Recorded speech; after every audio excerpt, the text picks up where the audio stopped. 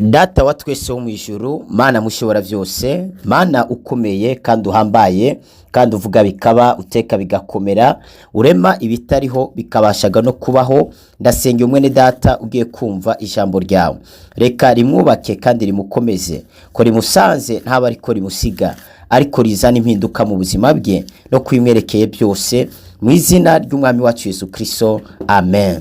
Turabaramukije mwese bakunzi b'ikiganiro, haracyariho ivyizigiro, amahoro y'Imana nakomeze kubana namwe.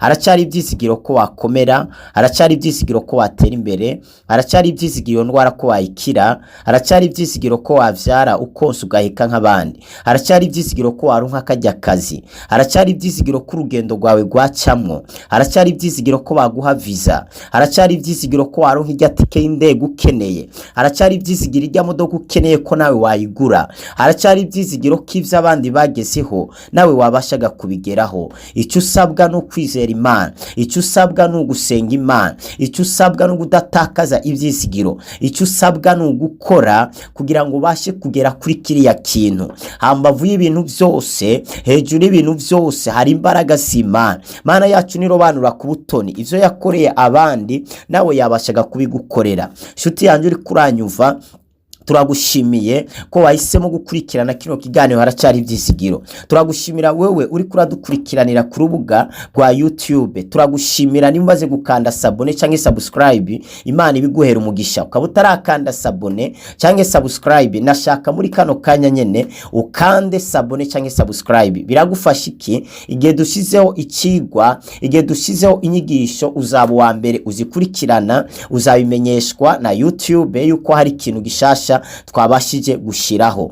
Ukande na like nimba wakunze bino vyigwa vyacu, wongere wandike muri commentaire kumbura cyagufashije. Imana iguha umugisha, wongere upartage ku bandi bantu sino nyigisho. Birashoboka kuri Facebook, reka ngusabe gukanda follow canke suivi na like, ndetse wongere upartage ku bandi bantu. Ukaba uri kuradukurikirana uri muri groupe ya WhatsApp, Imana iguha umugisha, sangiza abandi sino nyigisho kugira ngo zibashe kubageraho. Warahezegiwe cyane. Turakomeje ikigwa twari dufise kandi tumazeho iminsi, cyari ikigwa cyavuga ngo niye mpamvu ituma Imana yemera ko duca mu bibazo. Twatangiye tuvuga ku mpamvu zine zituma Imana yemera ko tunyura mu bibazo. Izo mpamvu twarazivuze, ntabwo nje kuzigarukaho, izo twarabashije kuzibabwira. Ubu rero turiko turiga uburyo 12 wo kwitwaramwo mu gihe uri kuraca mu bigeragezo cyaye mu bibazo, maze ukabasha kugera ku masezerano y'Imana.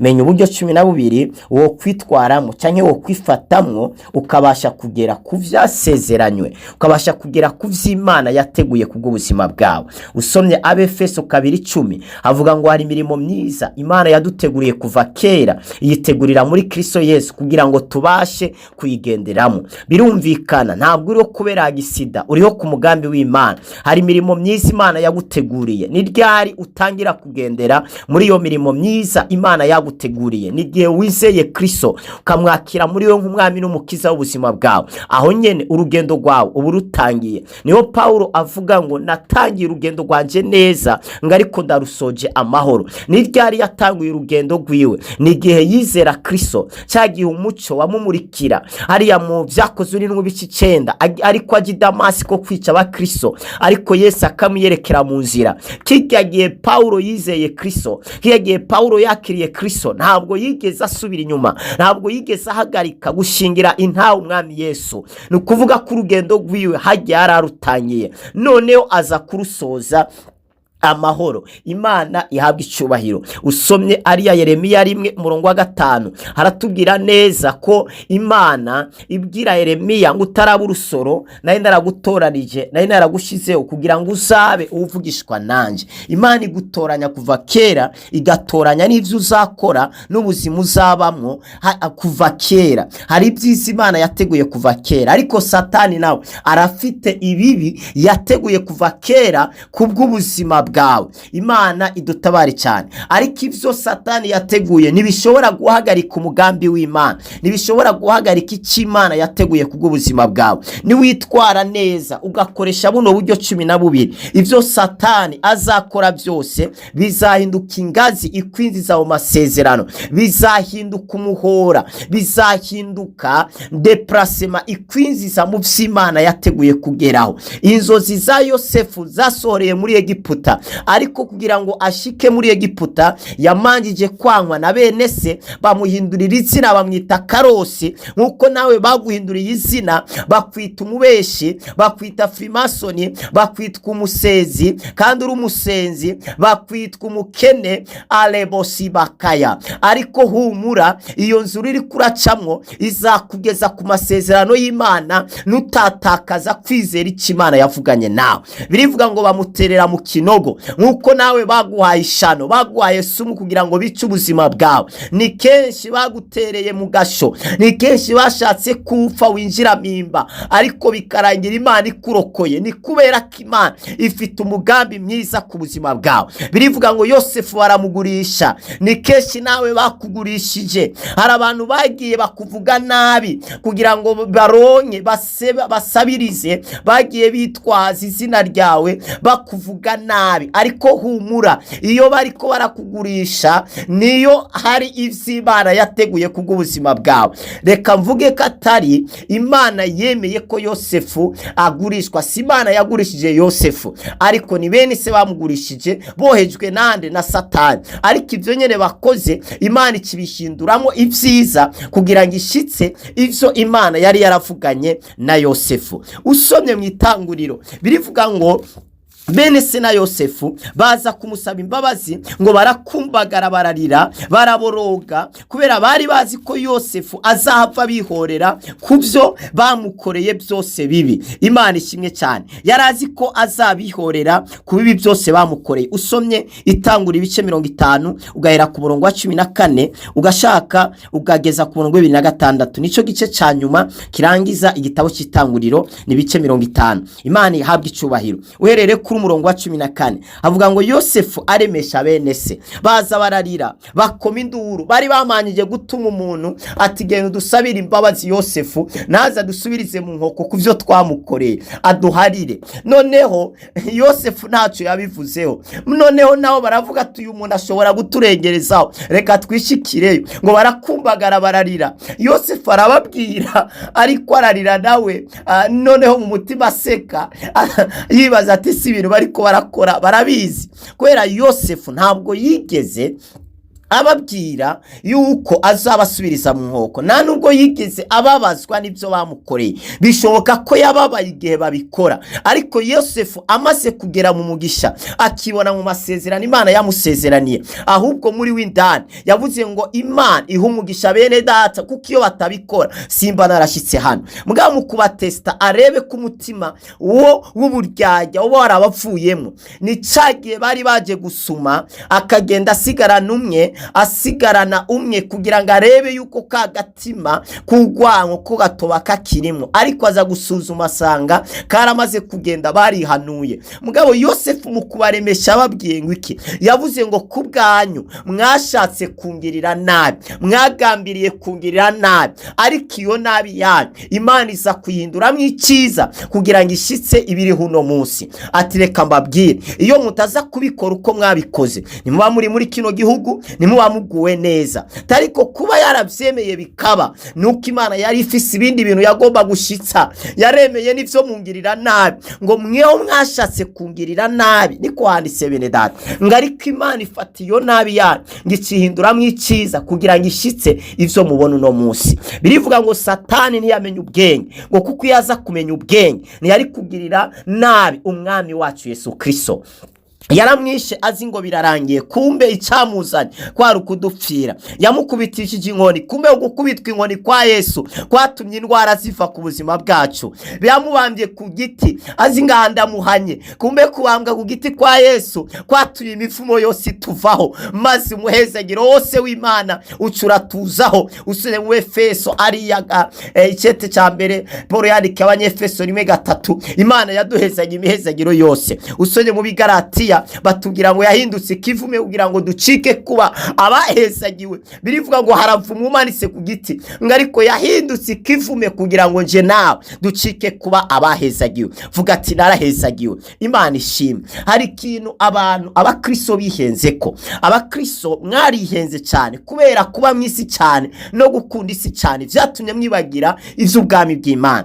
Uw'Imana yita umunyabwenge, mwe mumwita ikijuju. Birivuga ngo umunyabwenge Imana yita umunyabwenge. Yobu 28:28 avuga ngo kubaha uhoraho ngo nibwo bwenge, kandi kuva mu vyaha niko gutahura. Umuntu wese akigendera mu vyaha ni ikijuju n'umuswa, ntaramenya. Ariko umuntu yihanye, umuntu yitandukanije n'icari gisa naco, uyo muntu nubwo atoba yarize, nubwo atabazi kuvuga ngo ndiyo, nubwo atabazi kuvuga good morning, uyo muntu nubwo atize, nubwo atabazi kwandika, nubwo ata diploma afise, nubwo ata certificate nimwe afite, natobazi kwambara, natobazi kurya neza, uyo muntu imbere y'Imana ni umunyabwenge bushitse.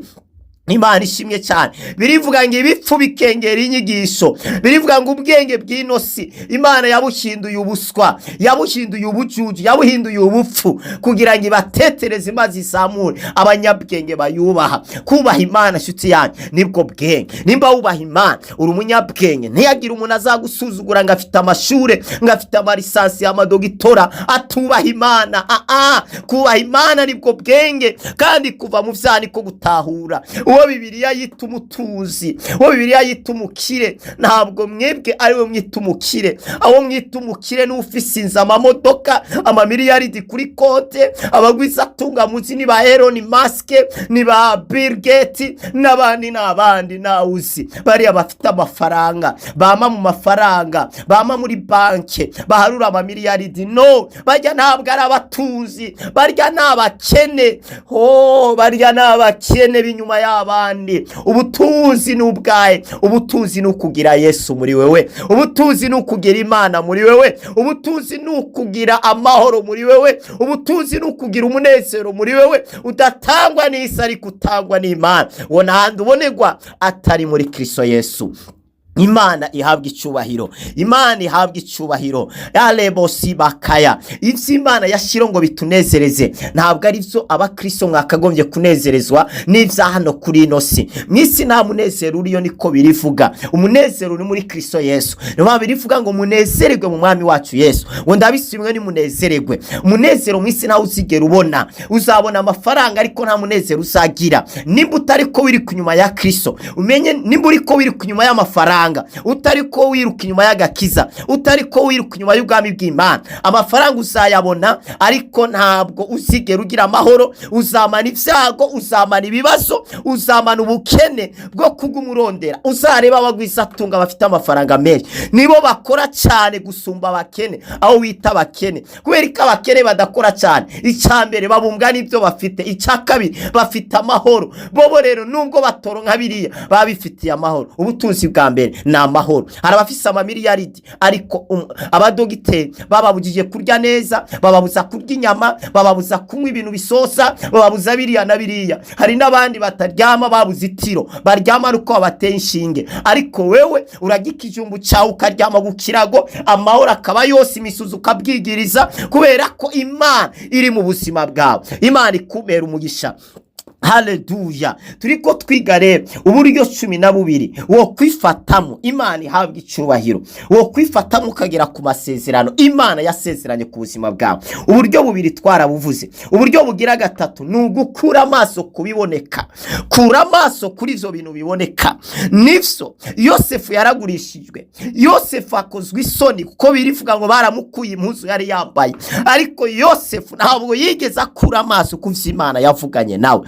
ni byiza kugenda utabona iyo uri kuraja, ariko ukagenda uzi iyo uri kuraja, ukagenda uzi ko hari imbere hari ubwiza, hari imbere hari icyubahiro. Yosefu yavuga ati nimungurishe n'ivyo nta ngorane, nimunkorere ivyo munkora nta ngorane, ico nzi yavuganye nanjye niyo kwizerwa, sizapfa ntaragera ku vyo yavuganye nanjye, nta kintu uzaba ntaragera ku masezerano Imana yasezeranye kubw'ubuzima bwanjye. Icete cya kabiri Paulo yandikiye abikorino ibice vyaho ni 4 umurongo wa 16 haravuga ngo amarushwa nayo igihe gito, amarushwa ngo nayo igihe gitoya, ayo marushwa uri kurabamo natumuhe mu Imana. Birivuga ngo iki? Impamvu Satani azana amarushwa ni kugira ngo tubabare, ni kugira ngo tugirene tubabare, ashaka kubabaza umutima wawe. Niyo mpamvu kugira ngo umwereke Satani yuko ivyo yakoze ataco vyagutwaye, mu bibazo uje wamunezererwa, mu bibazo uje wamushima Imana. Mugihe abaye akantu runaka enjoyinga, nezererwa, nunezererwa uzanye ikiriyo ikuzimu. Reka ndangiriza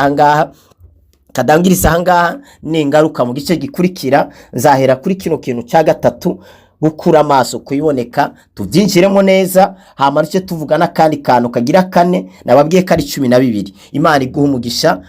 Nimba ufise inzozi warose zirakuzazanira, ukaba ufise umutwaro wifuza gusengerwa, WhatsApp yacu niyi +257 65 77 339. Mwari kumwe na Apostle wa Kristo Glory Shine. Muri umugisha w'amahanga menshi, turabakunda.